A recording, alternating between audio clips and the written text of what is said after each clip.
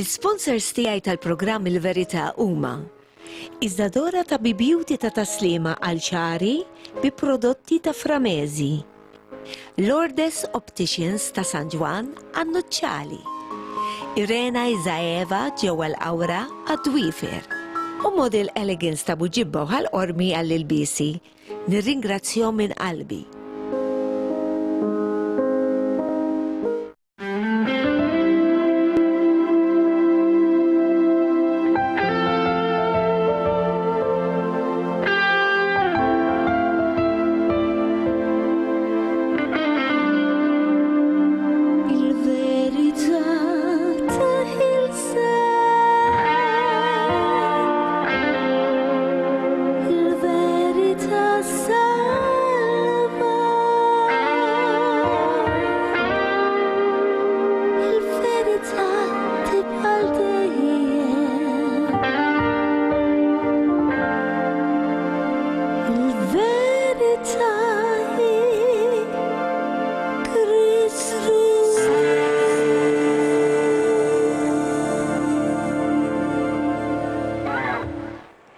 Eżis telespettaturi ta' Living Channel, nilqakom u nsellmilkom għal dan il-programm Il-Verità.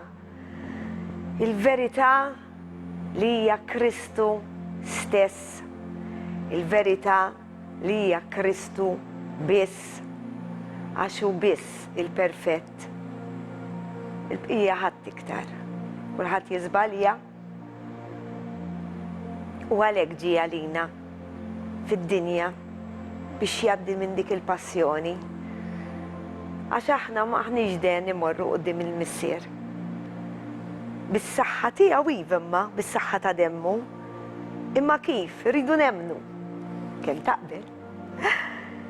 Mela, nilqakom għal dan il-programm. Infakkarkom li għandi l-paġna tiegħi fuq Facebook, Il-Verità, u kol daw il-programmi qegħdin jittellaw u kol fuq YouTube. Għamlu like, subscribe u għafsu dik il-qampina ħalli kull darba li ntella program fuq YouTube jiena għaw intom anzi tirċievu notification tissejjaħ din li tellajt program ieħor u meta tridu tkunu tistgħu tarawh. Ħanaddi mill-ewwel għal feature. Kemm il-darbettilkom li hawnhekk għaw sal-aħħar tad-dinja. Għaw il-passat, il-preżent u l-futur. U għalhekk ħallinna il-manwal biex nimxu miegħu il-Bibja, biex niftħuha u naqrawha. Ħalli nimxu għal għandu biex qiegħda biex tibqa' fuq l-iskaffa, jew nkella biex tisimgħu lili biss, iċċekkjaw, iftħuha intom. Għax, meta jkollkom relazzjoni personali mal-mulej, ħajjitkom titbiddel. Għat-tajjeb ta'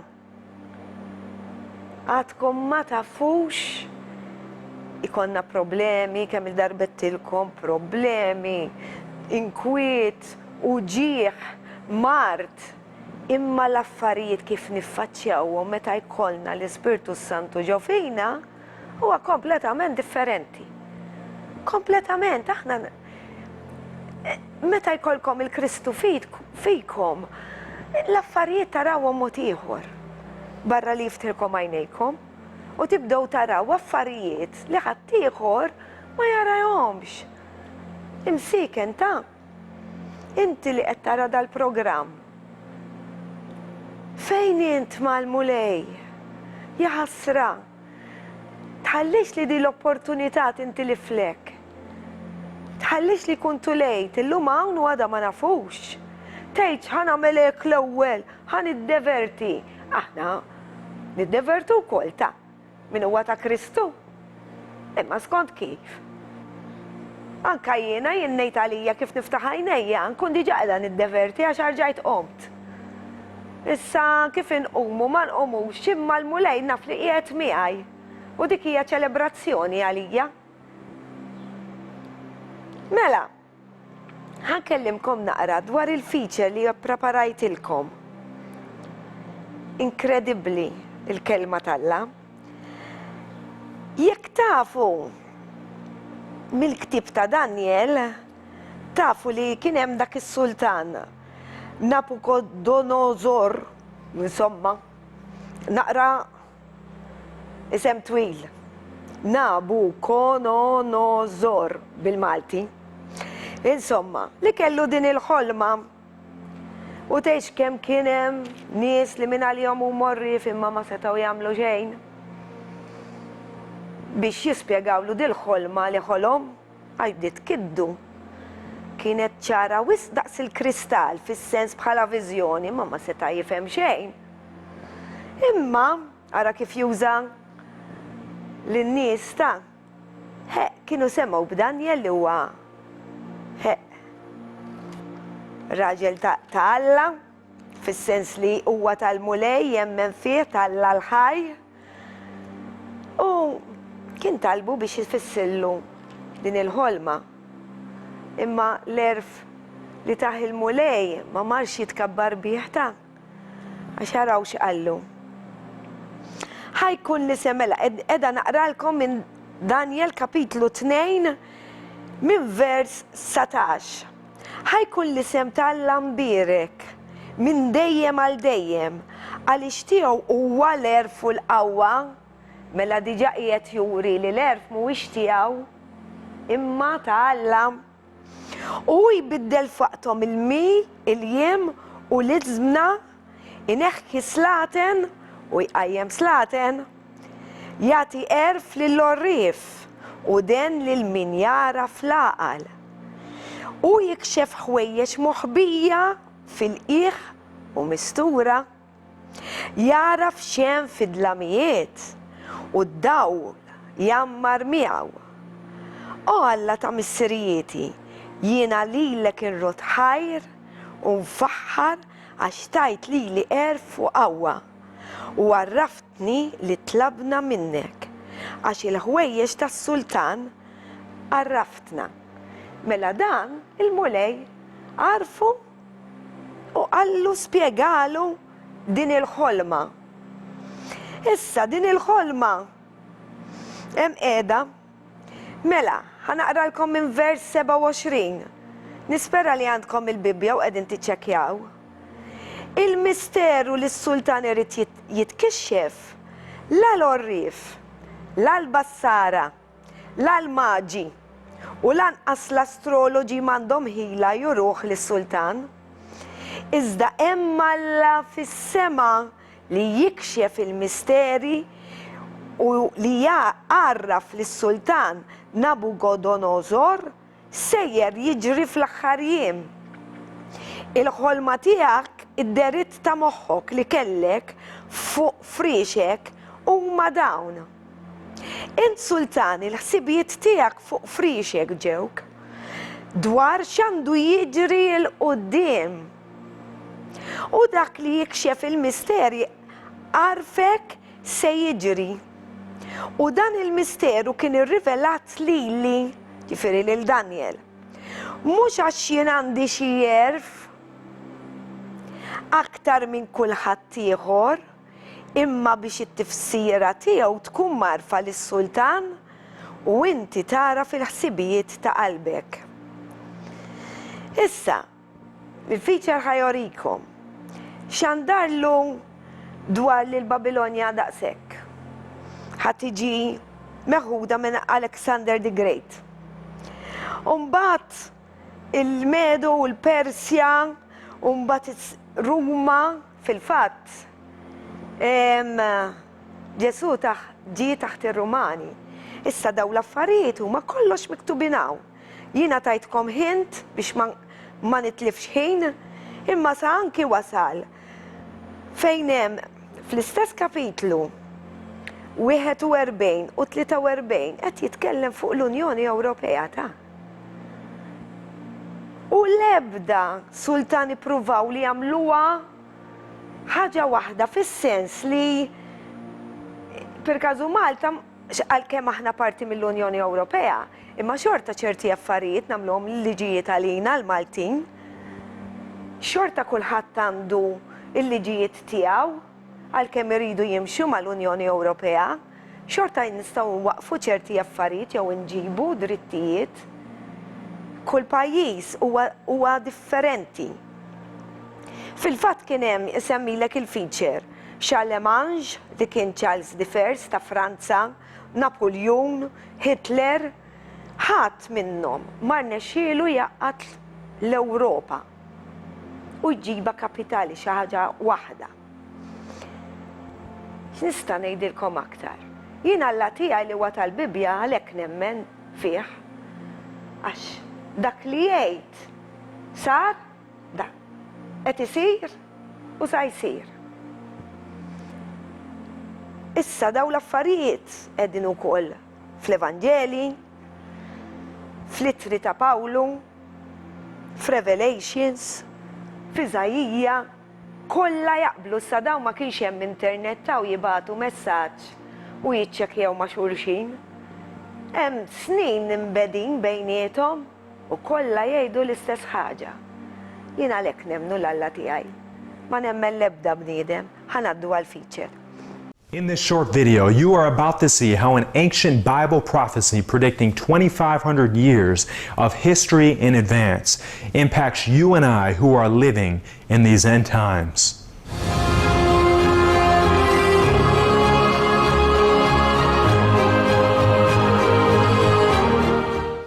Hi everyone, I'm Dustin.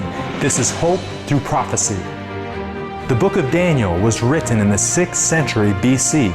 Skeptics have tried to discredit this book by placing the date of its writing at a later time, but archaeological evidence such as the dating of the Dead Sea Scrolls help show that Daniel was indeed written during the time the Bible claims. As we turn to the 2nd chapter of this apocalyptic book, we find ourselves in the courts of ancient Babylon. The great king Nebuchadnezzar has invaded Judah and has taken Daniel and his friends captive, with the intention of educating them in the Babylonian system. The chapter begins with the king being troubled by a startling nightmare. He calls for the best and brightest men of his kingdom to reveal to the king both his dream and its interpretation. These pagan men accurately declare to the king that there is not a man upon the earth that can shew the king's matter. There is none other that can shew it before the king except the gods. These men knew that only a divine power could actually reveal the unknown. In his fury, the king then announced that all the wise men of Babylon should be killed. The message soon came to Daniel and his friends, Hebrews who worshiped the God of the Bible.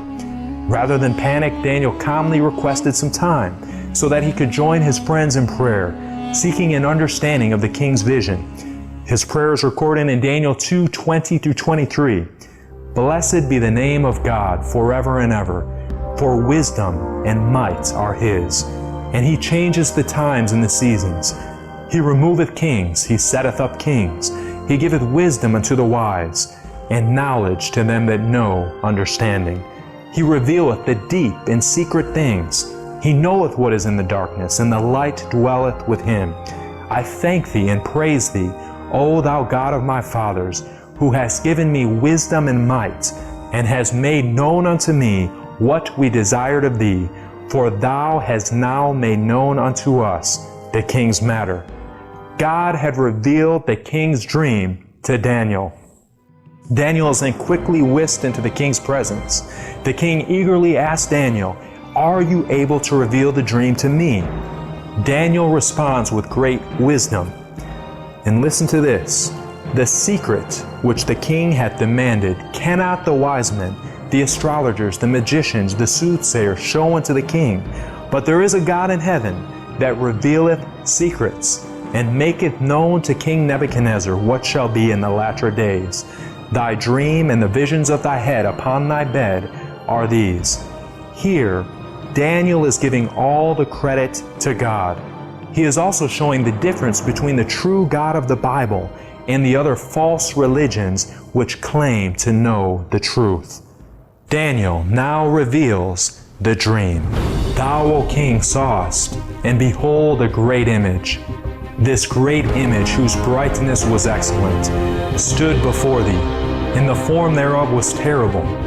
This image's head was of fine gold.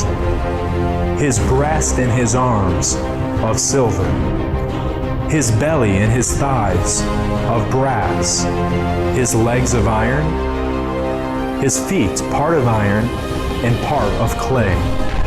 Thou sawest though that a stone was cut out without hands, which smote the image upon his feet, that were of iron and of clay, and brake them to pieces.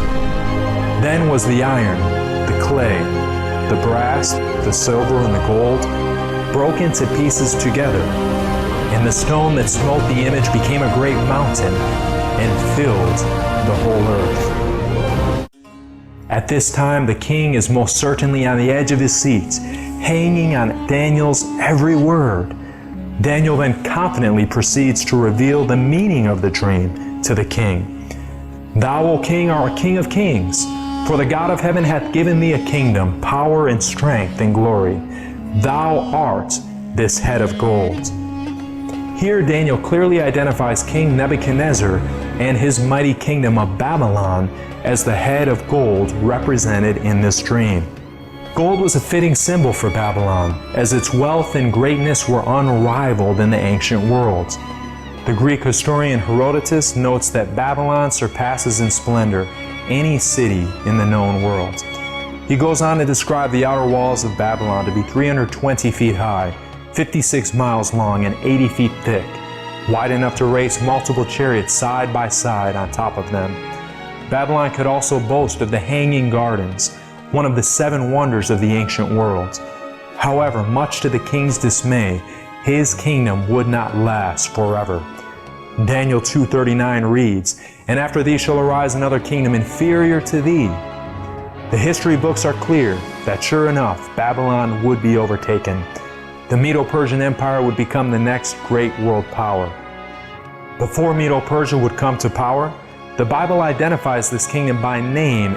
Daniel 8:20 specifically states the kings of Media and Persia. The Persian army, led by Cyrus the Great, conquered Babylon in 539 BC. Silver was a fitting metal for this kingdom, as Medo-Persia was inferior to Babylon and used silver as a primary mode of currency.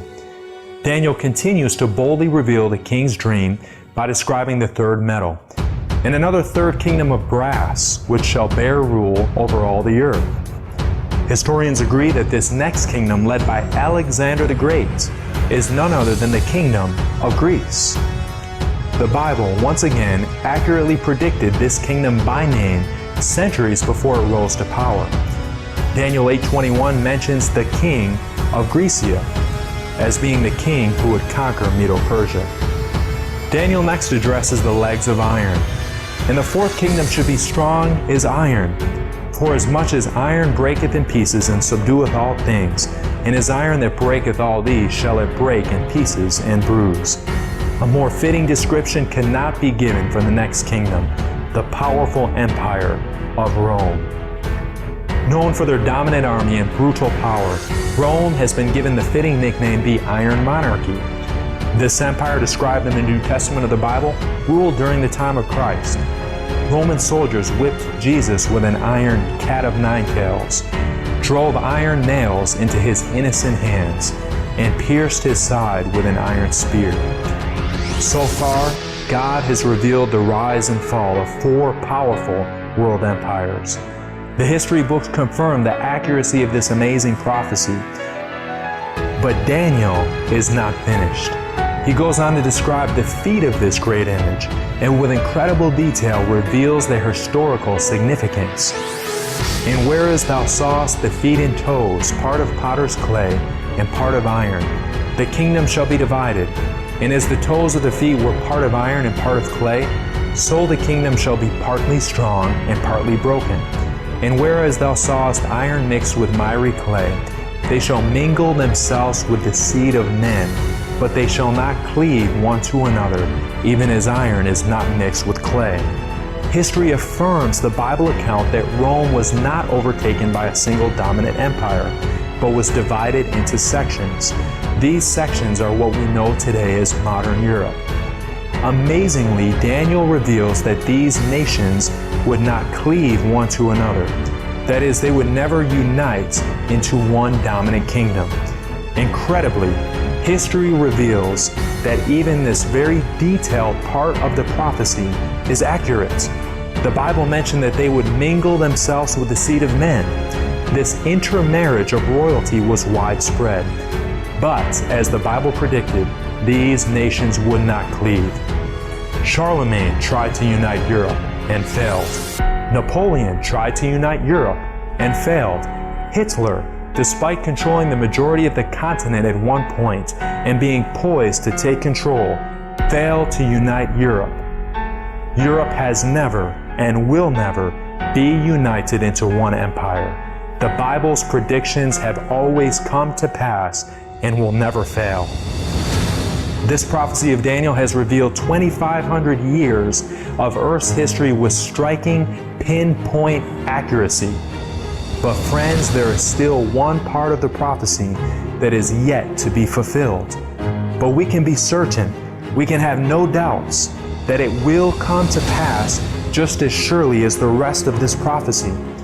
Speaking of the days of modern Europe in which we live today, Daniel exclaims, "In the days of these kings shall the God of heaven set up a kingdom which shall never be destroyed, and the kingdom shall not be left to other people, but it shall break in pieces and consume all these kingdoms, and it shall stand forever."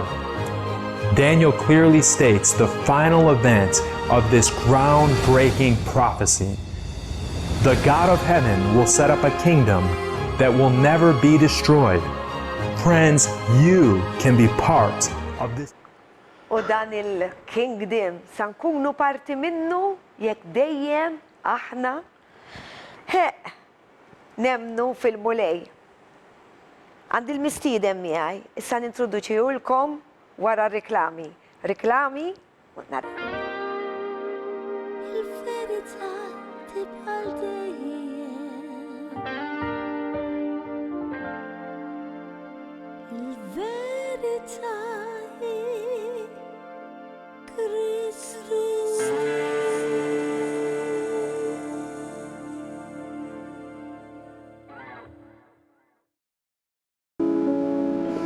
L-sponsors tiegħi tal-programm Il-Verità huma Iżdadora ta' Beauty ta' taslima għal ċari bi prodotti ta' Framezi, Lourdes Opticians ta' San Ġwan għan-Nuċċali, Irena Izaeva ġewwa l-Awra għad-Dwifer u Model Elegance ta' Buġibba u ħal-Qormi għall-ilbisi.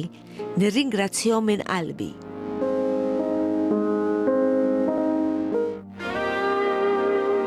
Il-verità tibqa' dejjem.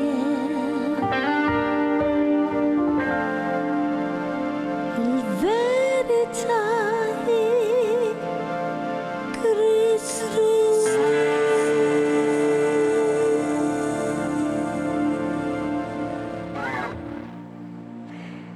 mela nilqakom għat-tieni parti tal-programm Il-Verità u san laqakom mal-mistieden tiegħi li issa drajtu huwa l-pastor tiegħi Pastor Vince. Grazzi tal-li arġaj ġejt, Pastor. Grazzi tal-istedina, nsalmilkom. Mija barka li konna lilek f'dan il-programm kollha tal-li Kull min konna. jiġi jew. Iva. Imma inti t-teacher tiegħi. Li t-teacher tiegħek imbagħad huwa l-Ispirtu Santu. Kont sanajt. Pawlu kien qal. Imxu warajja, sakemm jien nimxi wara Ġesu. Hekk tarawni dabru raskom, ġifieri li nimxu wara l-leader ser niċċekkjaw, qegħdin jimxu ma' Ġesu kif tagħmel dan. Billi tħares u tistudja l-kelma talla li ngħidu aħna, tiċċekkjah, terġa' taqrah u kollok dubju. Murant għad min ikun qed jgħallem, mhux għad min ikun qed jgħallmek. U tiċċekkja x'qed jgħid, qed tifhem, anke meta jkollok xi tgħid ma' xi ħadd, jgħidlek Ġesu mhux tmur toqgħod titkeskes l-ewwel. L-ewwel mura jitkellem il dak li għandek xi tgħid miegħu biex tirranġa l-affarijiet, jekk imbagħad ma jismax tuħu azzjoni. Imma anke meta il-passer tiegħek jgħid xi ħaġa ma taqbilx miegħu jew l-għallim min ikun passer ikun għallim ukoll fil-kelma talla. Ma taqbilx miegħu. Tmur titkellem imma nħajdilkom bil-garanzija jkun passer li jkun taħajtu dedikat u jkun full time bħalna bil-marab kollox, ikunu jafu sewa kelma. Full time għal-mulej. Full time għal-mulej. Għal-nispiegawlu. Full time għal-mulej. Mux ġifiri mi mux full time għal-mulej ma jkunx tajjeb ta' imma tkun iktar dedikat, iktar għandek ħin. U anki mal-naċċu tal-mulej u kollu U kollu. tkun available, għanna tkun tkun fej meta jkollhom bżonnok isibuk. Illum hawn il-mezzi, għad tifhem ġifieri dik li. Imma dejjem nimxu wara dik il-persuna li tkun qiegħda timxi wara Ġesu. Għad tifhem ukoll timxi wara Ġesu ġifieri, imma min jallimkom irid ikun jimxi wara Ġesu. Ħajja tiegħu tkun eżemplari wkoll jew tagħha. Mela, ħan nitkellmu fuq kif inqimu l-Alla għaliex. U kif irridu nqimu l-Alla? Kelma tal-Alla tajt fil-verità u s-sewa. Sewa, għan nispiegawhom daw, sa narlaħqux għax jinqalaw punti minn talim għall-ieħor, taf kif jiġix bil-Bible study l-erba. Nibdew ngħidu ħana nagħmlu hekk u nispiċċaw nagħmlu inqas. Imma insomma hekk sabiħ. Għalhekk huwa Tajjeb dal-programm. inżommu fil-brackets kollox ġifieri. Mela ħan nitkellmu fuq il-qima. Dana konna semmejna ħana fil-bidu. Meta minna program simili, massa dana differenti. Li Alla ħalaqna lilna fil-ġbija tiegħu biex nadurawh. Sewa, issa biżmien meta daħal id-dnub f'Adam u l-mara tiegħu, kull bniedem beda jfittex wej biex jadura xi ħaġa li qisha kbar minnu, li jaħseb li kien il-bidu. Sara li tana m'għandux bidu, fimtaw laqas tmiem, infinit.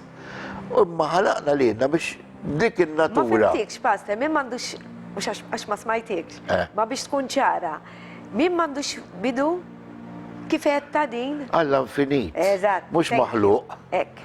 Tifhem m'hemmx ħin fl-univers, fil-ġenna, fejn tkellimna, fil-renji tal-Alla m'hemmx ħin. Kif taqbess ċertu sema, anke jekk tiġi fl-ispazju m'hemmx ħin. Fimta ġifieri anyway. Ħalaqna b'dik in-natura li aħna irdu nfittxu biex naduraw. Issa, wara d-dnub kif semmejt li ma spiċċa l-bniedem jadurar Alla fil-verità u s-sewwa. By the way, dik hija differenza bejna u bejn l-annimali, kont semmejta dik. L-annimal ma jfittix biex jadura, jfittax biex joħob vera bħal klieb imma mhux biex jadura Alla. Fimt, u meta tlifna l-Alla permezz ta' dnub, il-bniedem beda jaqalli idoli, beda jadura x-xemx, il-qamar, jagħmel tempji biex jagħmel jivvintalla biex jaduraħ. Hemm storja fil-kelma fil-Bibja, fil-Levitiku, għammurru fija. U naqraw, daw kien hemm żewġ aħwa, it-tfal ta' Aronne, u daw kienu jservu fit-tempju, għax ukoll għallhom għamlu tempju għalija, fimta, għax imma ma kienx il-vera post fej jista' jgħix Alla, jammar Alla, Alla jammar fil-bniedem. Imma ma setax dak iż-żmien jammar fil-bniedem, għaliex? Għal Ġesu kien għadu ma ġiex, ma milx is-sagrifiċċju, ma mietx għadu laqas qam il-mewt, dik ġrat wara, u laqas bat l-Ispiritu Santu. Għana għandu niftakru, dawk li għandhom relazzjoni ma' Alla li taw ħajjithom il-mulej u jobdu l-mulej fil-mammuddija, f'kollox, din hija ta' mħabba biex tigwidana biex nobdu u noġbu l-Alla. Issa, fit-Testament il-qadim, fil-Ispirtu u fil-Testament il-ġdid. Għad tifhem, kif brajtek berra għajnek. Biex aħna n-tempju tal-Ispirtu Santu, għalhekk issa nistgħu aħna dawk għandhom relazzjoni ma' Alla permezz ta' Ġesu naduraw l-Alla fil-verità u s-sewwa narawa. Imma qabel fit-Testament il-qadim ma kienux jaduraw l-Alla fil-verità u s-sewwa, kellhom ansemmu ta' way, metodu, imma qatt ma setgħu jilħu l-Alla u joġbu l-Alla fil-verità. xorta kienu jagħmlu l-affarijiet is-sagrifiċċji ħa naqraw mill-iskrittura. Però mbagħad ħa naqraw skrittura importanti wkoll li tajt ħadd jiġi iż-żmien meta daw l-affarijiet jifqu u nibdaw in-nista l-ebdaw jadra fil-verità u s-sewa. Ħa narawha. Daw ippruvaw, daw it-tnejn, żewġ aħwa, it-tfal ta' Ron, assis il-kbir, jagħmlu ta' rashom. Għallu aħna ħanqimu l-Alla kif irridu aħna. Alla kintom gwida x'għandhom jagħmlu. U irrabjaw il-mulej, tant irrabjaw li ġralhom xi ħaġa. Ħanaqrawha mela. Ħanaqraw mill-Levitiku, kapitlu 10, minn vers 1 sa 3. Ok. U li taron, Nadab u Abihu, ħadu ċensir kull wieħed. ċensir huwa dak li fejn jagħmlu ċens ġo fih biex l-inċens. inċens. Kebsu n-nar u xeħtu fih l-inċens. U offrew qudiem il-mulej. Nar profan li l-mulej ma kienx ordnalhom. Simta? U minnu fih ħareġ nar minn qudiem il-mulej u ikkun smom u mietu qudiem il-mulej. U Mose qal lill-Aron, dan hu kliem il-mulej meta tkellem u qal, jien nuri dusiti f'min joqrob lejja u rrid nitweġġaħ quddiem il-poplu kollu. U Aron baqa' imbikkem. Dawk li huma ribi ma qax li huma tiegħi, dak iż-żmien ma kinux tiegħu, li huma viċin tiegħi, tipprovaw ikunu viċin tiegħi. Daw tal-li żgarraw, qed tifhem milli kif qallhom Alla, kif għandhom iqimu l-Alla, li toġob lill-Alla, li tkun qribhom hu, imma qatt ma setgħu jaslu. Fehmt għax is-salvazzjoni għadha ma ġietx. Aħna għandna nitalmu minn dawn l-affarijiet, ħanna naraw x'qal Pawlu. Orajt fil-ktib ta' Korintin. Kapitlu 10, fl-ewwel ktib ta' Korintin. Hija importanti li naqraw daw il-kodba, l-apokrafa. Ara skużani, postata. L-apokrafa ma kodba miż-Judi, bil-Kisa Kattolika, ma mhumiex ispirati mill-Ispiritu Santu. It-Tora, all right? Ħammorru issa ħammorru fl-ewwel ktib ta' Korintin, kapitlu 10, vers 11. Ara x'qal Pawlu. Huwa importanti t-testament il-qadim. Iva jew le? Qabel xejn, Pastor, għax jiena naħseb b'dak li qrajt. Jiġifieri ara aħna kemm aħna mberkin li ġejna wara Kristu. Għax issa qegħdin taħt il-grazzja. Eżatt. Għax ara kemm nisbaljaw aħna u ma nobdux ħallija li minn min ikun talla. Mela. Jiġifieri. Mela, l-ewwel Korintin. Mela. Importanti waħda mill-kapitlu illum għandna ħafna scrittura importanti bħal kollha. Bħal dejjem hu. Issa minn vers arġejt li għax. Vers wieħed ta'. Ma vers 11. 11, mela. 11. Mela, dan kollu ġralhom b'eżempju. Unkiteb twiddiba għalina li fuqna wasal tmiem iż-żminijiet. Smajtax ġifieri dan. Il-testament il-qadim bħal ma qegħdin naqraw, ġew ħadd ma jaqrom dawn l-affarijiet. Qed tifhem ħadd ma jinkoraġġik biex jaqraw, aħna nikkoraġġuhom aħna knies evanġeliki li huma born again, ninkoraġġaw in-nies jaqraw għat-Tora, għax ma nifhimx ma tifhimx għax ma temminx fiha. Hekk inti temmen li qed taqra u ma jekk jiġik dubju twarbu tajtin ħanemmen da. Bħal ma jagħmlu ħafna nies jagħmlu ħafna kodbora li huma fit-tizzja. Għaw nis juhdu il-kodba Star Wars u għorajt, letteralment. Fimt imma storja, ma di. Facts, dawn li naqraw fil-kalma talla, ġraw, fatti. Fimt Pawla teda għanna rridu talmu, mit-testament, il-qadim. Wa utli għalina, wa ta' eżempju għalina. Fimt fiħ sinifikat, fiħ sens, fiħ talim.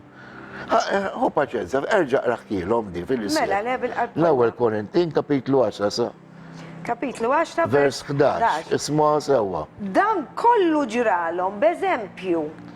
Unkiteb bitwiddiba għalina li fuqna wasal tmiem iż-żminijiet. Ġifri għaw diġa Pawlu kien qed jemmen li wasal li Ġesu ġej minn iż-żminijiet. Infatti qal Li ġej it-tieni darba, ġifieri għax kien diġà ġej. Tieni darba. Għal-ħatfa għaw qed jirreferi għal-ħatfa. Mela. L-ewwel tmiem ta' żminijiet. Mela. X'ġara? U forsi hemm xi telespettaturi pastor li qegħdin jaraw il-programm l-ewwel darba u ma jafux il-ħatfa x'inhija. Sa jiġi f'tebqatajn tgħidlek il-kelma talla li ma daq ta' tromba l-mulej sa jqajjem dawk li raqdu fih. Dawk li ġifieri waqfitilhom qalbhom u qegħdin il-ġenna sa jqajjimhom. U aħna li aħna ħajjin li qegħdin hawn bħalissa. Pawlu kien jemmen li ġej fi żmien. Iva, sa nittieħdu, ġifieri mhux kulħadd sa jmut, sa tiqaflu qalbu biex ikun il-ġenna. Aħna l-ħajjin ukoll sa nittieħdu magħhom flimkien ma' tfal innoċenti ġej għall-Knisja. U dina dottrina maġġura, Eh. Dottrina, il-ħadd, ma nafx innotajt. Waqt li kont għaddejt nispjega l-ħadd fax niprofaw nispjegaw kull anki għat il-xjuħ tal-Knisja jitkellmu xi ħaġa fuq dejjem. Taf li kien hemm nies li huma wildin mill-ġdid barranin daw. Li ma kellmuhomx fuq di, ġi wieħed qalli għat ma smajt li jispjega ħila. U rejtu fej jaqraf, tessu li kienu kod buqra. U għalli nistammu najlu l-passat, l żgur mela mur kelmu. Dik importanti li tkunu lesti. Anyway, ħammorru issa. Aħna tfal talla, sewa, mela, xorta jien qabel ma mmur il-Knisja nfaħħar il-mulej jew nkun fejn nkun, għax issa dik hija differ, nkun fejn nkun jista' nfaħħar l-Alla u nteħqima l-Alla. Però ma nistax naqbad u nteħqima u nfaħħar l-Alla jekk ma nitolbuħx mafra qabel. Dejjem idu ngħidlu mulej aħfilli Alla aħna rridu nkunu qudiemu għaddisin. Meta niġu għandu idu nkunu għaddisin. Imma rridu nkunu notfa. Għaddisin notfa mid-dnub. U Pietru tkellem fuq għadi. Ħammorru fl-ewwel epistola ta' Pietru, kapitlu 1, minn vers 13 sa vers 16. Mela, ħanaqralkom. U għara xjajta, waħda provaw. Mela biex intuħ il-qima l-Alla fisem Kristu, niġu maħfurin aħna, jammorru l-Knisja, u għanibda nfaxħal l-Alla, u nkantalu, fiex temmen li għandek biex tfaxħal l-Alla, għattifem li jurik l-Spiritu, u qabel tibda nittajlu mulej, aħfilli il-nuqqasiet tijaj, naddafni blemmek l-aziz, għax ma tistax kun għadak jifrixt mid-dnub, għamil-dnub, u taqbad tfaxħal l-Alla, għax ma jasalx. Ikun hemm blokkiġ. Ikun hemm blokkiġ. Biex jaċċetta il-freħ tiegħek Alla billi tqimu għax qed tfaħru l-mulej, tifraħ għall-Knisja dik l-enerġija tfaħħar il-mulej jkunu Li taqbes bil-ferħ. bil-ferħ. U tkanta Milux bil-ferħ. tellajt minna li għaw anka fil-pagina tal-verita. Tellajt ta' darba minna Bdejna nduru. bdejna nduru Mhux minna darba, dudu. Tant ikonna, nsiru tfal ta' nsiru Dika sistema jużaw għal-Afrika ħafna. Mela, aħna biex naslu għantalla biex jaċċetta it-tifkir tagħna, ora, irdu nitolbuh mafra. Ħana raw xjajt. Mela, Pietru fl-epistola tiegħu. Vers 13 u 16. 13, ok. L-ewwel Pietru, ok? Mela, l-ewwel ittra ta' qalbi. Mela. Għalhekk kunu imħazmin fir-ruħ u rżina f'kollox. Għaj nispjega ħjar, ġdi naqrat miktuba tqil hemmhekk. Iva. Għaw qed daqstant ħejju lil moħħkom għall-attività intensiva. Iqpaw f'sensikom għal kollox. Edu it-tama tagħkom fil-qalb tajba mhix misħoqqa li se tintwera magħkom fir-revelazzjoni ta' Ġesu Kristu. Bħat-tfal obbedjenti. Orajt, Ġesu għalhom tridu tkunu bħat-tfal biex taraw is-salt natalla. Tibqawx maġunin skont ix-xewqat li kellkom qabel fl-injoranza tagħkom, ġifieri fid-dnubit tagħkom, tagħmlu d-nubit u qaskontu tafu. Alright? Imma fil-bil mal-qaddis li sejħilkom. Alright, li huwa Alla. Eżatt. Alright? U Sidna Ġesu Kristu. l-qaddis il-kbir. Li se u kunu intom ukoll qaddisin, kunu intom ukoll qaddisin, aħna qaddisin. All right? Aħna biex jissir qaddis m'għandek fejtmu. Dik gidba sfranata. Min hawn irridu, ħalli nispjegaw għalhom, għax kemm il-darba spjegajtilhom imma aħjar għax għalhekk aħna ninterċedu, nitolbu għax ħajjin. Mela, min hawn irridu nsiru qaddisin. Għatta għawek Mhux irridu miktub. mutu mbagħad jabdikana l-Papa, dik hija gidba.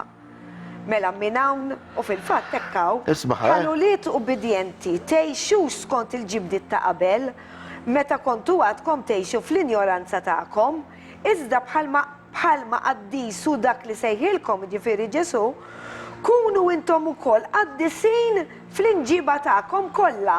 Mela hawnhekk l-inġiba x'imbagħad meta mutu. L-imġiba ta'kom kollha mhux parti. Għax hu miktub Kunu qaddisin għax qaddisien. Smajt, Pawlu qed jgħid ħaj, jien qaddis. Mela. Fimta, ġifieri qaddis mhux tmur tagħmel li trid tagħmel iddu għal ma tkunx Jew qaddis kella, u Qaddis laqqas li taf aħna x'inhi? perfetti. Ara lek x'inhi qaddis, ngħidu għadi. Born again Christians know how How to repent. Ġifieri, dawk li huma wildin mill-ġdid jafu jitolbu maħfra lill-Alla. Hekk ma tkunx taf jew tibsa jew teħeżittejt bl-Ingli bil-Malti toqgħod tiddubita. Hekk toqgħod tiddubita tittirranġa s-sitwazzjoni tiegħek malla. U anke meta nitolbu, irrid ikollna wkoll fiduċja, Pastor. Fil-mulej, rridu ngħidulu grazzi dak il-ħin. Mhux bil-wedit, jekk taqla li dil-grazzja. Inti kek. Ekk inti tibda tkantalu tfaħru l-mulej, dik li ri. Ringrazzjament, it-tifkir fil-verità sewa ringrazzjament tal-li għamel, qed jagħmel u tkompli jagħmel u tal-li jbirkek. Minn ħin għalin ibirkek. Ħammorru naraw it-tipi ta' qima. Orajt ċirit il-mulejn. Ħammorru fi Ġwanni kapitlu 4. Mela Ġwanni. Dan il-klim ġej minn Ġesu. U għan naqra minn vers 17 sa daħan referu għalija nerġaw. Alright? Għaw qed jgħid Ġesu, irrid qima ta' vera. U meta sa tkun din qima ta' vera? Alright? Sa x'inhi din qima ta' vera? Ħajt nispjega Ġesu hawnhekk. Mela, 17. Dan li jrid Alla u Sidna Ġesu Kristu u l-Ispiritu Santu illum. Mela. Ok? Mela, ħanaqraw. Għaltlu l-mara, int profeta sinjur. Għawak intaqma dik il-mara mal-bir. Milli edha nara, missirijietna kienu jaduraw lill-Alla fuq din il-muntanja. Imma intom tgħidu li l-post fejn wieħed għandu jadura lill-Alla jinsab f'Ġerusalem. Mela, l-lut kienu jarmu titmur Ġerusalem, il-Mekka tal-Musulmani fuq hekk kopjawa. Fimta? Mu kien hemm min jadura fuq il-muntanja, ma li ma dalla kienu jaduraw fuq il-muntanja. F'Ġerusalem vera kienu jaduraw u l-qimu l-Alla talla. Aw l-Alla taħna ta' Missir Ġesu. Issa. Għallila Ġesu. Hemm minni mara. Din importanti mara. Għala, Pastor. ħaxan kellhom u għalla mara. Għarrajt għasaf titlu fija issa ma. Jiġi żmien meta mhux fuq din il-muntanja taduraw lil-Missier, anqas f'Ġerusalem, intom taduraw lil dak li ma tafux. Għal-muntanja, meta taduraw fuq il-muntanja ma tafux. Aħna naduraw lil dak li nafu għax is-salvazzjoni ġejja mill-Lut. Minn Alla tal-Lut, fim? Imma tiġi sija, anzi issa meta dawk li tassew jaduraw, jibdew jaduraw lil-Missier fl-ispirtu u l-verità, għax il-Missier ukoll nies bħal dawn ifittex li jadurawh. Alla huwa spirtu u dawk li jadurawh għandhom jadurawh fl-ispirtu u l-verità. Ħanaddu għal-riklami u nkomplu minn hemmhekk.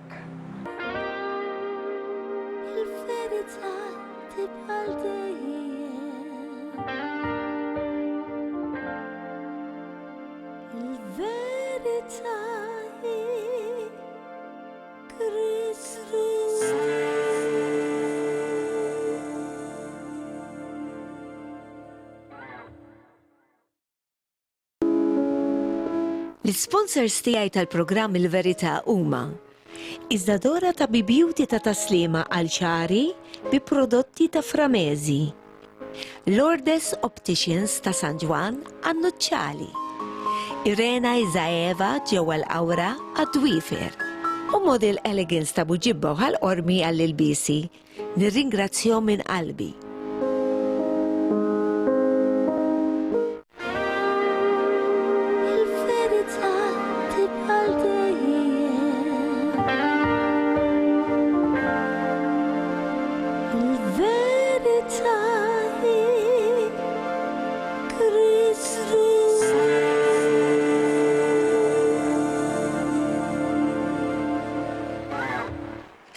Nilqakom għat-tielet parti tal-programm Il-Verità fejn aħna wasalna. Waqafna fuq kliem Ġesu li għandna nitolbu fl-Ispirtu u l-Verità. Il-Verità hija Kristu u l-Ispirtu ma narawx. U ifmuni. Mela, inkomplu pastor. Ejja, għambat hemm tip ta' qima li Alla ma jniżżilix li. Qima vojta. Najduna. Bl-Inglis najdula vain worship. Ima mlaqqasa ti kasa. Fim, tista tiġi mill-Kristjani u koll, jita mill-ma born again. Ima ta' kultura, li ġeja mill-kultura. Għanaqraw minn Mattew, kapitlu 15 minn versi 7 sa 8.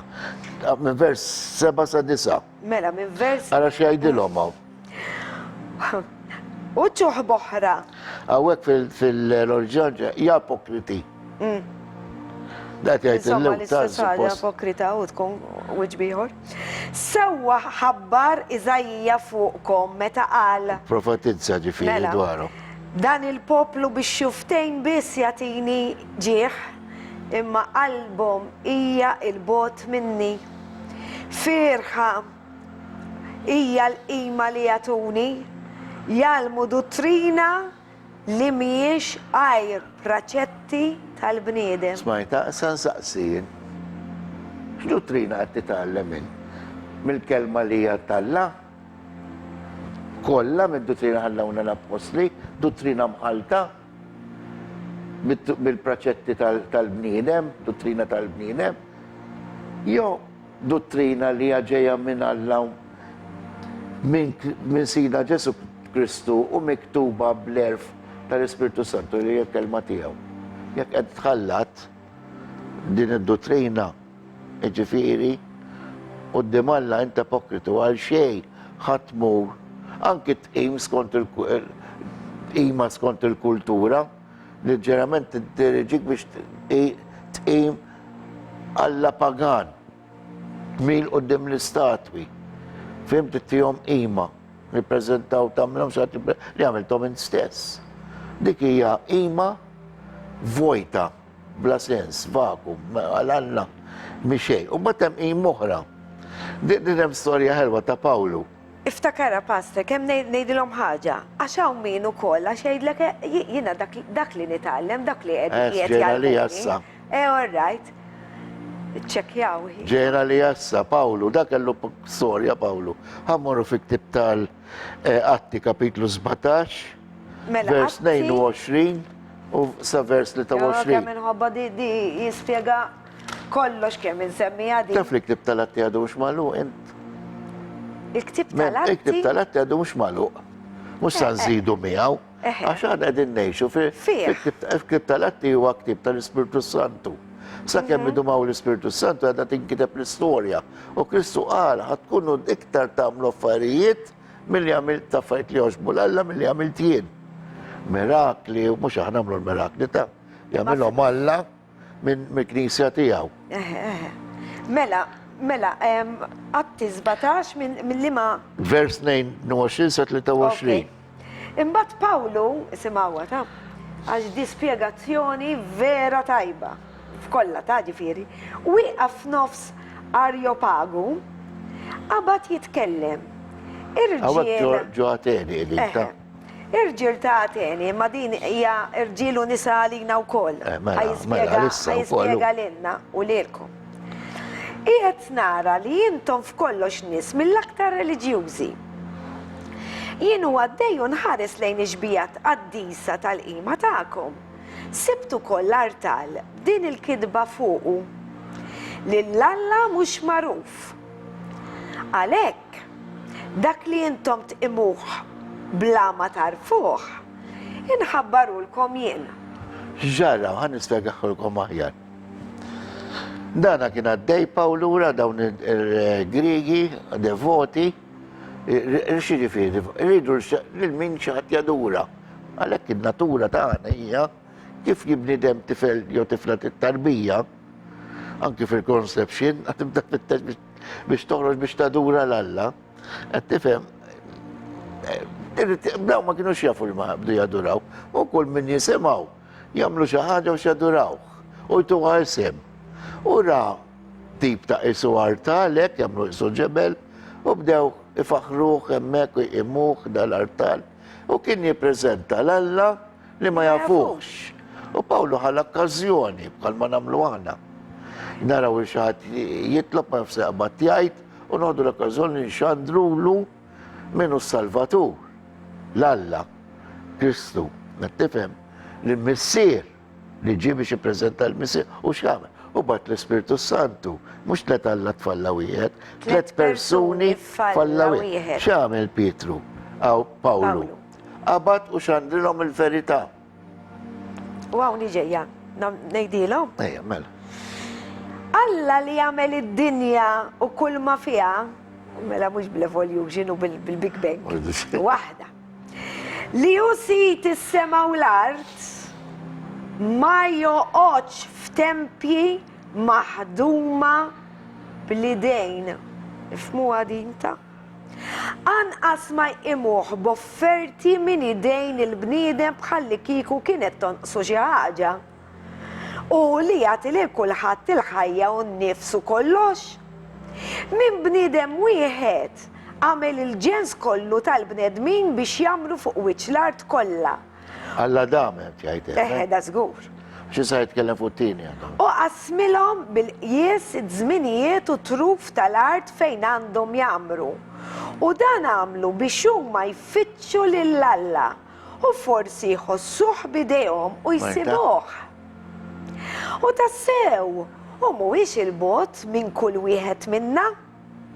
Għax huwa omnipreżenti jew qiegħed kullimkien fl-istess ħin, imma huwa spirtu. Għalhekk qal imbagħad Ġesu qabel qal aħna m'hemmx fejn muntanji, tempji biex taduraw l-Alla. Tkun fejn tkun f'dan iż-żminijiet, issa iż-żmien spiċċa. Tmur. Issa fejn tista' tadura l-Alla fil-verità u s-sewwa. Aħna fih ngħixu nitħarku u aħna u kif qalu xi wħud mill-poeti tagħkom, aħna tassew nisel tiegħu, mela la darba aħna nisel ta' Alla, m'għandniex naħsbu li hu jiġbaħ lid-deb jew lil-fidda jew lil-ħaġar qisu xbija ġejja minn senet u moħħ il-bniedem. Alla laqajnieh sakemm il-bnedmin kienu għadhom ma jafux. Issarrafhom li kulħadd għandu jindem Kulħadd għandu jindem. Fejnu. Għax huwa U fejnu. U fejnu, nistgħu nkunu fid-deżert, nistgħu nkunu fejn nkunu. Jiena ħanut kont. Ma morx nżokkot fimtar. Iva, eżatt. Mela. Għax huwa għażel jum li fih għandu jagħmel ħaq ġust mid-dinja permezz ta' bniedem li ħattru huwa Ġesu. U ta' dan kollu ta' prova quddiem kulħadd billi lilu qajmu mill-imwiet. Ma li semgħu kliemu fuq il-qawmin mill-imwiet xi wħud minnhom bdew jitqu, daw l-affarijiet għadhom jiġru sal-lum. Forsi hemm min qed jitħaq. Iżda oħrajn qalu nerġgħu nisimgħu fuq din darb'oħra. Hekk Pawlu ħareġ minn ġew nofshom. Imma xi wħud issibħu miegħu u hemmnu. Fost dawn kien hemm ukoll Dionizju, l-Areopagati, l-Areopagita. Titallem il-Grik biex tappronunzjom. U waħda mara jisimha Damiri u oħrajn magħhom. Rajtu x'għandha il-Vanġelu. tinaqdu. Għajtu ġara. Għawli talla. Għajtu ġara. Xadda l-Evangelu, kien hemm min batu jixxejje. Kien hemm min għallu mux għalli s-sallu għanna darbora għammu namel li għandi namel. Dejjem l-istess istorja, anke l-ġesu ġraddi, meta kien hemm dak il-senjur zazu, għal għammu nitfen il-missieri l-għawe. U kien hemm dawk nisa u rġiel li marru għala jisem mill-ismijiet biex juri li numma nisa u rġiel. Issem i moħra, prija fojta. Biex juri li huma nisa u rġiel. Mela, anki għaddisin. Mela, ma Assisilu koll, minn nisa u koll. Jina assisu. Ekku, mela. Assis. Fil-kib tal-lut. Għanna ninterċedu per kazu xaħat jiġi fuq idej li fil-isjen. Mux li tilbes il-kullaru hekk. Le, aħna free. Mela, għammorru tlaqna. fe... Le, għataw, jirħan Le, orrajt, ħankomplu ġifiri. Mela. Ejdi pasta. Stenna xissan Mela, bis-sibt. għatti kolottin. Issa naqraw, f'koll is-sin, naraw ima li najdu l-ħan egoista, self-imposed bl-Inglis. Sewa, għamurru fi ktib ta' koll is-sin, ħanaw xqal Pawlu għaw. Kolottin, kapitlu 2. Kapitlu 2, vers 20 sa 23. Kapitlu 2. Għawek, ħanaraw, kapitlu 2, koll is-sin. Ok. Vers 20. Vers 20 sa 23, għaw ħanaraw. Mux kif tritin, mulej, mux kif tritin tallatin, għan im kif irrit jien. Dikalla, jot im kif najlek jien, għax jien naf kif titim, da tiniqima lili u tfaxħarni, inti bidnub ġo fik kif tista. Ma għazi ħares lejk, għalla bidnub ġo fik. Fimta, għun bat ma tati ħajtek, l-ġesu tibda tiki relazzjoni, jiġi l-Spiritu Santu, id-deriġik biex tagħmel eżatt xirit il-mulejn. Aħna dakija, ma tgħidlek aqba tissab kemm il-darba ngħidha li, ma taqba tissalib u bxi warajja. X'qed jgħidlek hawn. Aqbad u għabdini mill-bidu sal-aħħar, għax hekk ħataqaf fin-nofs, l-isfel ħaterġa' tmur. L-aħħar darba il-mixja sal-barkun biex nagħti eżempju, hekk ħataqaf fin-nofs, tereq ta' Għalla voljek ta' jatlumu li jiġi u jizalvak, għasalva l-Pietru ma ta' jereq fl-ilma, u li l-kulħat ta' xaħna kolla nisbaljaw. Jiġi moment li ħakunu sanerqu, ħanaqraw minn kollissi, ħanaqraw xqal. Mela, la darba intom bil-mewt ta'kom ma' Kristu ħlistu mill-prinċipji ta' dinja. Qed jgħid il-Kristjani da. Dazgu. Dawk li ma nasom jibsa, l-aħwa. Għala, issa bħalli kieku għadkom teħxu għad-dinja. Tintrabtu bi-praċetti bħal ma' huma la tiħux dan, la duqux din, la tmizdak. Għatterġa tmur taħt il-liġi. Għafe għatmur il-sum kif jgħidlek il-bniedem, il-sum kif jgħidlek l-Spiritu Santu.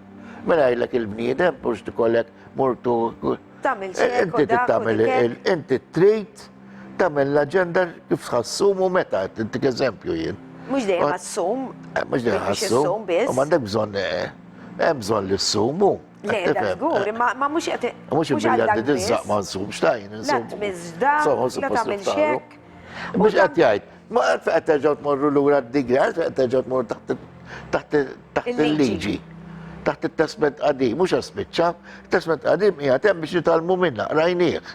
Imma mux biex tgħid terġa' tmur tgħix fit-testament il-qadim, insieħ, tallem minnu biex ma tiżbaljax fit-testament il-ġdid, xejn ħassajn fil-grazzja qed tihom warning daw. Għal xi qed imulek qed terġa' tmur taħt il-liġi qed jgħidilhom hawn. Kompli. Mela, vers 22. U dan kollu għal ħwejjeġ li jiġu fix-xejn bluzu, praċetti u talim tal-bnedmin. Fil-wiċċ jidru li fihom xi jerf. Reliġjon volontarja, umiltà u takkis tal-ġisem. Fil-realtà ma jiswew xejn, ħlif biex ipaxxu l-fruwat tal-bniedem. Eżatt. Per eżempju, dawna fek li jiġru fil-festi Maltin. Xtara, mux tadħol fil-dettal, xtara fil-festi Maltin. Dak Alla ma jridhomx. Ma jridhomx. Alla jrid ejma fil-feta tmur f'post u tfaħru jew tmur mal-aħwa bħalma nintaqgħu aħna, qed tifhem nitolbu maħfra l-mulejn, nisimgħu dik il-prietka, inkan isma' ħaġa sabiħa. Alla jrid ħanarawha di dal-waqt. ħana, xie jrid Alla, ninkantaw, inkellmu, kollu tifkir, nitolbuh, hemm min juża strumenti biex infaħru la palma namlu aħna ħafna knies oħra. U mbagħad hemm min ikollu ma jużawx strumenti, qed tifhem, dika ixju bejnhom bejn Alla. Mhux soqgħod nargumenta. L-aqwa li jkun hemm dik ir-relazzjoni. Dik dottrina minuri. Qed tifhem, imma int li meta tqim l-Alla tuża l-istrumenti, tkanta, tfaħru, tafu ma tafx. Tista' tkanta fejn Edha fl-aħħar salm dik Faħru fejn trittin. Tar ma nagħmlu storbju iktar aħjar. Make a joyful noise unto the Lord. Erid tkun sabiħ, ma ta' mhux Mela, għandu. mela, Wieħed jagħmel mod u jagħmel mod ieħor. għalhekk, Erid tkun għalhekk, dik irid tkun. għalhekk ikun hemm il-worship leaders. Erid tkun flor ġieli, taf kien hemm min jiġi biex jagħmel show qed tifhem u taf kif nimxu. Mej ma nafx pa. U bil-ħlewa, bil-mħabba, tmur tikkorreġih dik il-persuna. Insomma, xem ħafna affarijiet, imma u iridna meta nqimuh fil-verità u sewa. Nitkellmu miegħu, nitolbu dak qed faħru l-Alla meta titolbu għax taf dak. Kun taf tkanta. Jien ma nafx inkanta, ma meta nipprova. Imma xorta nċensi fuq ikun. Mela, sa ngħidu għadi. Ħanajduha. Għax inti tkun minn qalbek u paster. Tista' tfaħħal lill-Alla, int fejjint, imma meta tiġi mal-aqwa, hemm dik xi ħaġa plus. Hemm dik xi ħaġa li tħajrek. Tħajrek. Fimt, u nis jisimgħuhom minn barra, minn du tlajna fuq, aħna iktar tisimgħuna nies. Tiskanta ġedek, kemm tkanta, ejja. U li għax intom xbħanna. Emmejja, prova. U li, skuża jġibu. Kun hemm min jaċċetta jiġi, taf kemm salvaw nies, aħna nismawna nkantaw jidħlu. Iva. Praise God. Mela, dik rajnija u. Iva, Kolissi. issa għal-Efesin, kapitlu 2, ux, pastor. Iva. Mela, kapitlu 2, minn vers 17. Issa, ħanamlu hekk, kalla. Tini naqra ċans. Bil-blu edha tijaj, tibżax, it-tini wahda li batli li. Dik il-verità, pastor. Għax dana studju li kelli namel skript ġdijt għalli. Għaxina l-mulej, nkellmu kullimkien anka waqt li kwaqt insuq. Għana, mela, t-tot attenta, ma Le, le, le, ma tix tala għajnek. biex proteġini u Mux għed titlob. Imma, il-kombinazzjoni pastor, għax din importanti, għax naqraw daw l-affarijiet u qed tara l-mulej kemm jismani. Jiena ngħidilkom bil-verità meta jkolli ħafna affarijiet fil-ġurnata jisnin teħnis tal-mulej. U ngħidu please ipprepara l-parking u hekk kollox ngħidlu għax inkella ma nlaħħax. U ħanejdilkom kollox jew xi ħadd jidħol anke fl-iktar parking li jkun li rari. Il-mara ta' mill-li jekk, tajnija nitolbu għat teqret. Imma jena għetlu l-biraħ il-mulej waqt li għet insuq paster. Sa jima konċ naf il-sujġet sa jkun mill-paster tal-lum. Għetlu innot jħassa għet insuq għaw għet nejdlek jena biex ta' mill-lek ekku ek. U bdejt nejdlu, imma jena rrit nqimek iktar aħjar. Issa ħalli għalli meta ku għet nitolbu jena nkun għet nqimu fl-istess ħin. Għax jena nkun qiegħda nuriħu koll il-fiduċa fih. Għax naf li sa jaqlaħom, li naf li għajismani, u l-lum għetitini aktar risposti għax għetlu mulej għallimni iktar kif għandin imek jena, kif għandin faħrek. Unserta li dan il-sujġet li ma konċ naf u xissa jkun il-sujġet, u għet nitallem jena ma'kom u koll. Għalla volja inkunu namlu dan niprotuġi dal-program. Għax għal-kem dawn huma kollha bis-sinjali u bil-kuluri inkun għaddejthom għalhekk irridu nibqgħu attivi fil-kelma tiegħu. Għax din hija għal dejjem il-kelma tal-Alla dan il-ktieb ma jmut qatt, ma jispiċċa qatt. U kif qal il-pastor ukoll għadna għaddejjin l-atti għadu ma spiċċax, għax għadna fih. Għadu l-preżent.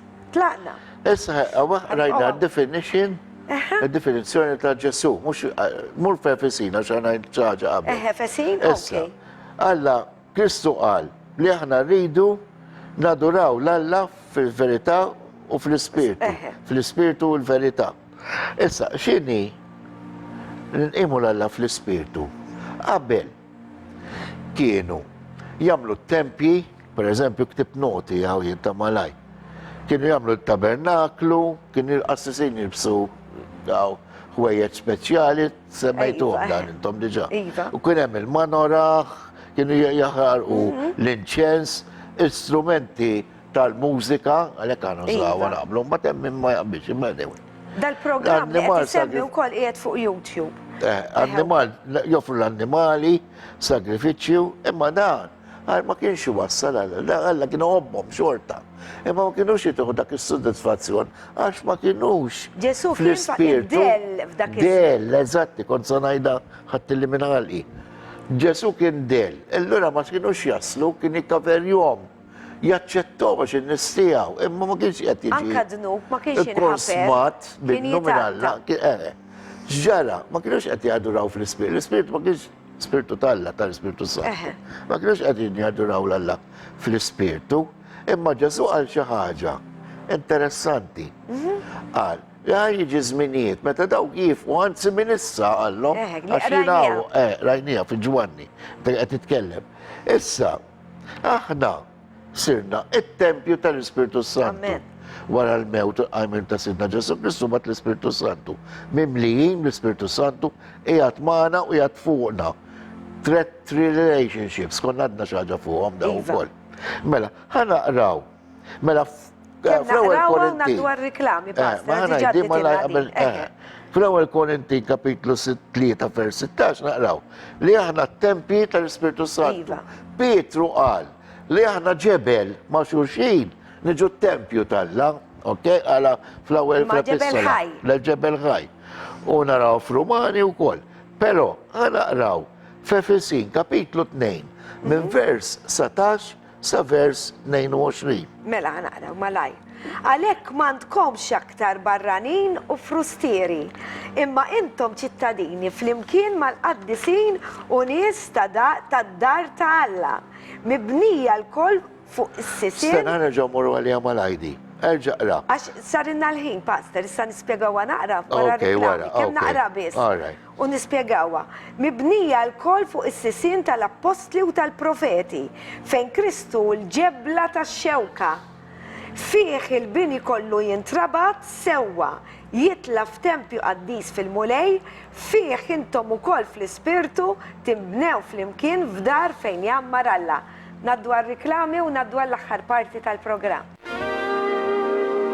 Il-verità tibqal dejjem.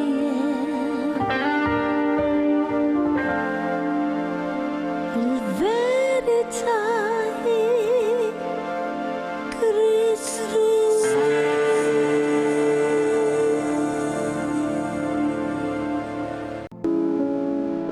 L-sponsors tiegħi tal-programm Il-Verità huma Iżdadora ta' Beauty ta' taslima għal ċari bi prodotti ta' Framezi. Lourdes Opticians ta' San Juan għannuċċali. Irena Izaeva ġewwa l-Awra għad-Dwifer. U Model Elegance ta' Buġibba u ħal-Ormi għall-ilbisi. Nirringrazzjom minn qalbi.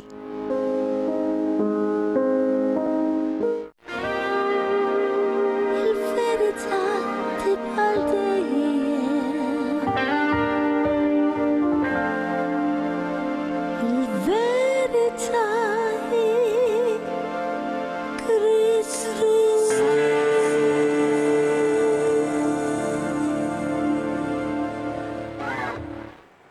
Mela nilqakom fl-aħħar parti, hawnhekk il-ħin ma narawx, pastor, mill-ewwel naddu f'dik li Għana qrajna. għadden naqraw fi Fisjan, ħammur mali għal-malajx importanti. Il-kelma talla tajdinna li na ċittadini ta' xiex. Ta' Kristu. Ta' Kristu, ta' saltna talla. Tiegħu. Imseħbin mal-qaddisin l-oħra, nkunu qaddisin, u membri ta' dar talla. Sawa? Pediment tal-apostla, ċittadim talla ġej minn l-apostli, mux minn xaqo l-profeti, ok? U waqt li Kristu, Ġesu Kristu nifsu, u il-ġebla ta' xewka pendenti, ġifiri kollox marbut Miegħu. ma' Kristu. U r-ras. Il-ras u l-cornerstone bl-Inglis, dimmin jaħdem fil-binja f'xiri fi jamlu ġebla apostla biex ikejlu. Ir-riga biex niftemu. Mela, fil-ktib ta' Revelazzjoni, pal Apokalissi, għal dawk li għandhom il-Bibja, kapitlu 5, vers 8, x'inhu t-talb tagħna meta aħna konna relazzjoni tajjeb ma' Ġesu? Tiftakar tkellimna l-aħwa jagħmlu l-inċens u jagħmlu l-inċens fit-Testament il-Qadim u fit-Tabernaklu, fid-deżert u fit-Tabernaklu, fit-Tempju. Kien jagħmlu l-inċens. Iva. X'inhu t-talb tagħna qra? Mela, vers 8 u xek. Eħe. U kif ħal-ktib marru jinxteħtu qudiem il-ħaruf. Qudiem min? Il-ħaruf. Marru biex jagħmlu x'jagħmlu? Jadurawh. L-erba ħlejja ħajjin u kol Da fis-sotna talla. l-24 xieħ. Kull wieħed minnhom kellu ċedra Arpa ġifieri. iva u bibwieqi tad-deb mimlija bl-inċens li huma t-talb tal-qaddisejn. It-talb tagħna. Rajta? ċens, għal-mulej talb tagħna huwa ċens. Huwa tifkir għal-Alla, tiffaħruha dak li fisser il-ċens. Mela, ħanaqraw f'Efesi kapitlu 5 minn vers 16 u vers 20. Mela Efesin kapitlu Kapitlu 5 minn vers 19 u 20. 5. Jem kalla naqra jemminaw ta' Tibżax, jeħe. sibta fil Iva, issa, u vers 17 u 20. mela, 17. Kantaw fl-imkien salmi. Ġigni jisur direttur. Mela, kantaw fl-imkien salmi, jinniet u għana spirituali. Spirituali ġeja minn qalb. Mill-qalb, kantaw għannu minn qalbkom lil-mulej. Roddu dejjem ħajra l-kollox lill-Alla u l-Missir fisem Sidna Ġesu Kristu. Ekk iridu nkantawlu. Mela, minn fejġeja? Minn fejġeja mill-ispirtu. l-kant, il-mużika, il-qima, minn fejġeja? Mill-ispirtu. Mill-ispirtu talla. Jaġa waħda ma l-ispirtu talla. Iva. Mela, ħammorru. Nħabba il-ħin naqraw mill-ktib tal-Ebrej, mill-ktib tal-Lut kapitlu 9, minn vers 8 u 10. Mela, Lut. Qabel konna, ma lissa għedin naraw għana, għedin nqimu l fil-verità. Il-verità issa bdiet, spiċċaw il-tempju, spiċċaw il-qassis il-gbar, Affarijiet joffru materjali. sagrifiċi li għadhom jifollow jawhom sallu. Jintaqaw l-jum dak spiċċa kollox. Issa hija il-covenant, New covenant. il-testament il-ġdid li huwa miġuplina permezz tad-dem ta' Sidna Ġesu Kristu. Mela, minn versi. Mela, minn versi, stenna, minn vers, għara kapitlu 9, minn vers 8 u 10. Minn vers 8. U Issa bekk, minn vers 8. Mela, b'dan l-Ispirtu Santu jrid ifisser li triq li tieħu għas-santwarju għadha mhix miftuħa sakemm qatt hemm wifqa l-ewwel tinda tabernaklu. ta' qabel. Issa, din tiġbija għal dan iż-żmien. Xini, del, kienet ġbija di, Iva. mux il-realtà, ma kienet il-vera, mux il-verità, s nkellmu għaw, irdu naduraw l fil-spiritu u fil-verità. Qabel ma kienieċ. Is-siwa, kompli. Skont din it-tiġbija, lotjiet u sagrifiċi li wieħed joffri ma jistawx jagħmlu perfetta l-kuxjenza ta' minu qiegħed joffri l-kult. Huma għandhomx jaqsmu biss ma' ikel, xorb u ħafna ċerimonji ta' ħasil li ġijiet li joqtlu l-ġisem mogħtija sama jasal żmien it-tiġdid. Sa jasal iż-żmien ta' tiġdid. Il-tiġdid tat-testament il-ġdid. Issa. Issa minn issa l-qoddim minn Ġesu Galilea hawn jien, hawn l-Messija, hawn dak li qed tintaqam dak u jintqajt miegħek. Minn issa l-qoddim, issa kollox ġdid. U mbagħad ġie konfermat bil-mewt u għajmin ta' Sidna Ġesu Kristu bil-miġġa tal-Ispiritu Santu u minn hemm dit il-verità qabel kienu ma jaslux, ma kellhomx il-verità. Issa mill-verità. Irridu qelmu l-Alla fl-Ispirtu u fil-verità. Li huwa Ġesu l-verità. Inkomplija? Iva. Għax importanti. Iva. Imma Kristu ġib bħala qassis il-kbir Smajta? tal-ġid Ġifieri qassis liħor spiċċa, imma għawej issa Ġesu Kristu. tal-ġid li diġà ġi. U daħal minn tinda aqwa u aktar perfetta li mhijiex maħduma bil-idejn bidejn il-bnedmin, jiġifieri mhijiex ħolqien ta' din l-art. Għax kien hemm dak fi żmien fit-tempju kien hemm dik portiera, 20 metru kienet, u nqasmet Mela, minn fuq mela, l-isfel. qasmet minn nofs, Mux mela. minn isfel għal fuq biex ma tkunx bejjem il-bniedem. U daħal darba l-dejjem, daqsek. Darba u daqshekk, dik il-verità. Dik il-verità li hu daħal darba l-dejjem, hemm xafejn toqgħod tagħmel il-kummedji.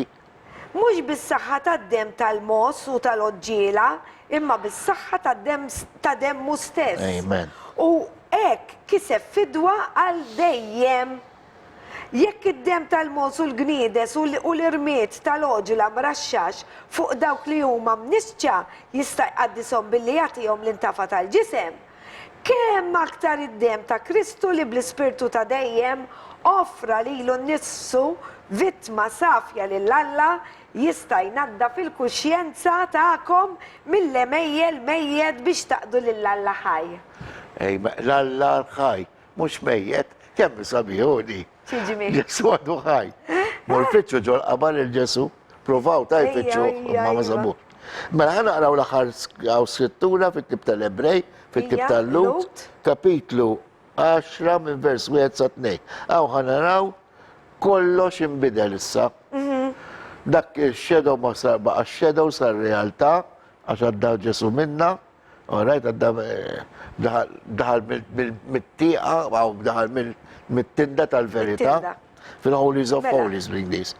Bissa sar kollox ġdijt. Mela, minn vers wieħed u xek pas. Għalek bdejt, minn vers wieħed u tnej, għalek l-importanti, għalek jina bdejt fil-introduzzjoni għat xħan nitalmu mit-testament il-qadim. U Pawlu korreġina li nitalmu, mux attwali, mux issa attwali, mux validu issa, għax memx il-salvazzjoni minnu kienet, mux teatrin, kienet issa eżempju, del, taf xinu del, għawek għandi per eżempju xaġa għana maġaġa bajna, ek namel idejjek, għawa id-dawl, namel idejja, s-sustanza, del, kienu f'dil parti. Dik li t-fisser, imma jtu kun hemm id-dawl u jtu kun hemm il-sustanza. Dawl ta' Alla u sustanza Ġesu. Mela, il-liġi ta' Mosè, billi għada biss id-del tal-ġit, għawni, li għandu jiġi, u mux din l-istess ġit lil dawk li jersqu qrib lejn Alla ma tistaqat tamilhom perfetti bis-saħħa ta' dawk is-sagrifiċċji li huma joffru bla waqfien minn sena għal sena, kif kienu jagħmlu fit-testament il-qadim. Għax kieku kien hekk, dawk li jagħtu l-kult lill-Alla ma kienux forsi waqfuhom dawn is-sagrifiċċji, kieku kienu jħossu ruhom bla dnubiet u mnatfin minnhom darba l dejjem. Ħanarġa' ngħidilkom għax dik kienet question ma qrajt issew. Għax kieku kien hekk, dawk li jagħtu l-kult lill-Alla ma kienux forsi jwaqfuhom dawn is-sagrifiċċji kieku kienu jħossu ruhom bla dnubiet u mnatfin minnhom darba l dejjem. Al kontrarju, b'dawn l-istess sagrifiċċji ssir it-tifkira ta' dnubiet minn sena l-oħra. Għax ma jistax ikun hemm id-dem tal-gniedes u tal-mos ineħħi dnubiet. Għalhekk Kristu meta daħal fid-dinja qal: sagrifiċċju u offerta int ma rridx, imma ġisem int ħejjejt għalija. Vittmi maħruqa u vittmi għadnubiet li lek moġbukx.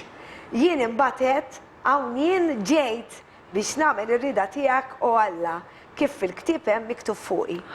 Ġesu qed jgħid jiġifieri dak kollu spiċċu d-nubiet kienu ġamawlhom qabel.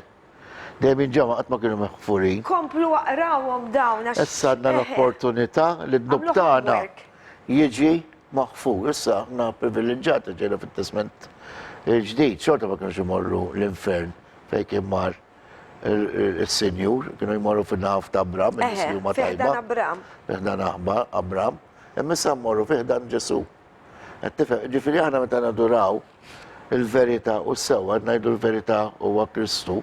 Għaliex? Għax Ġesu Kristu qiegħed bil-qiegħda ma' ġenb il-missier, għandna nkunu hawnhekk u huwa ħaj.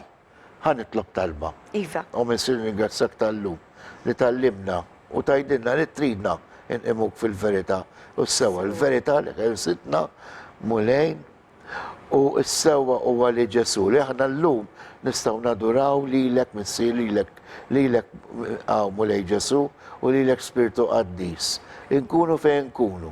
Nitolbuk maħfra u inti taċċetta t-talb tagħna bħala inċens, bħala tifħir, bħala aroma, riħa tfuħ tajt il-kelma tiegħek mulej.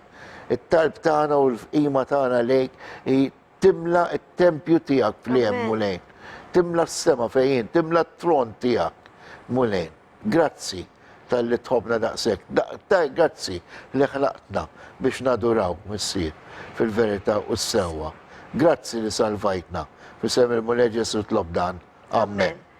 Mela, ħanaddu għal-kanzunetta li jisima Seekers, ġili kantajtilkom di, ma nixtieq nispjegajilkom naqra malaj bil-Malti ħalli tifmu aħjar. Seekers hija dawk li jfittxu. Inti għadek qed tfittex, mela. Dawk li jfittxu l-erf, dawk li jfittxu l-verità. Ers u viċin tiegħi u isimgħu intom li ħlejtu ż-żożija tagħkom. Id-dawl tiegħu li jirbħu jiddi b'qawwa mill-bot. Huwa r-re tal-glorja, huwa l-istilla ta' filgħodu. Ġesu mulej tal-ħajja, din parti mill-rifrejn. Umbagħad għandek hekk. Alfa u Omega, bidu u tmiem, Qaddis u Salvatur, Sidi u l-ħabib tiegħi. U taħajtu sabiex inti tkun miegħu għall-eternità, il-battalja ġiet mirbuħa. Huwa ħelsek, m'għandikx għalfejn tmur l-infern. Inti qatt musa ssib it-tweġiba fil-kristalli u fil-ġebel, fil-runs, dawk il-ġebel li kollhom l-ismijiet hemm u toqgħod titfaħħom hemm u tara tagħkom. Mela, ir-runs tagħkom se jqirdukom ma sibx kelma oħra bil-Malti u t-tarot iħassallek għadmek, anka di ma sibx kelma oħra, tafu x'inhija t-tarot, dawk il-karti li jitfaw u biex jaraw il-futur. Il-qawwa tas-ser tinsab, tistenna f'dawn l-affarijiet, id-dlam jipprova jamik u jaħbi r-re tar-rejiet. M'hemm l-ebda seta fi Krishna jew Allat tal-injam u ġebel u segwaċi ta' Budda ma jistawx jimxu waħedhom. Ma tistax issib is-salvazzjoni barra mid-dem ta' Ġesu Kristu meta l-idoli tiegħek ma jiswew xejn. Dawn jinsabu viċċiet fil-ħama. Ma tistax tiġi salvat billi taħdem jew billi żomma settijiet ta' regoli kif edna wkoll. U dawk li jippruvaw jimpressjonaw lil Alla huma biss xejn fools. Ebda kantalina jew il-mambirek jew lanqas jekk tagħti bil-frosta fuq darek ma jistgħu jkixsru il-poter ta' Satana jew ineħħu is-saħħa ta' ġidek. Bis-saħħa tad-dem ta' Kristu. Għati ħajtek il-mulej. Mela din hija Seekers.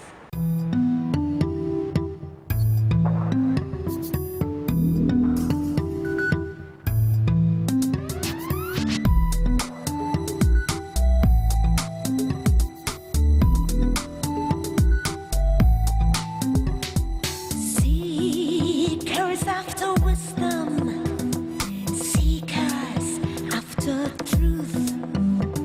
Draw near to me and listen, you who wasted all your youth. The light of him who conquers shines brightly from afar. He is the King of glory, he is the morning star. Jesus, Lord of life. Jesus, Lord of life. Jesus, Lord of life.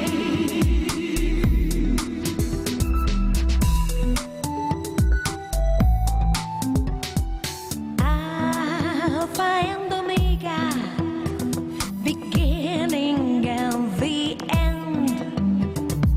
Holy One and Savior, Master and my friend. He gave his life that you might be with him for eternity. The battle's won, he set you free. You don't have to go to hell. He gave his life that you might be with him for eternity. The battle's won, he set you free. You don't have to go to hell. You never find the answer in crystals or in stones. Your rooms will only ruin you and tear it, rot your bones. The power of the serpent lies waiting in these things. The darkness tries to blind you and hide the King of Kings. Jesus, Lord of life. Jesus, Lord of life. Jesus, Lord of life.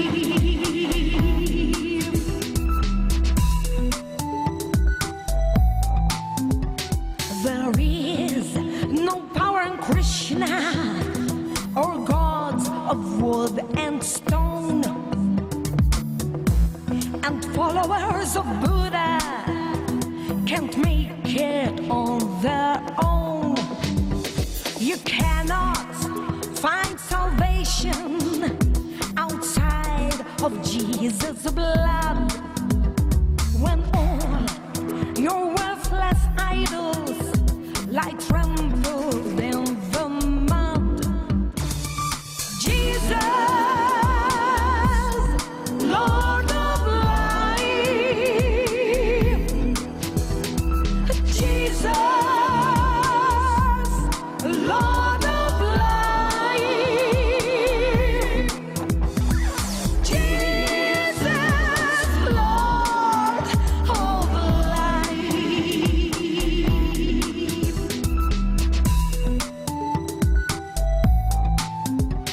You can't be saved by working or keeping sets of rules. And those who try to impress God are just a bunch of fools. No chance or hope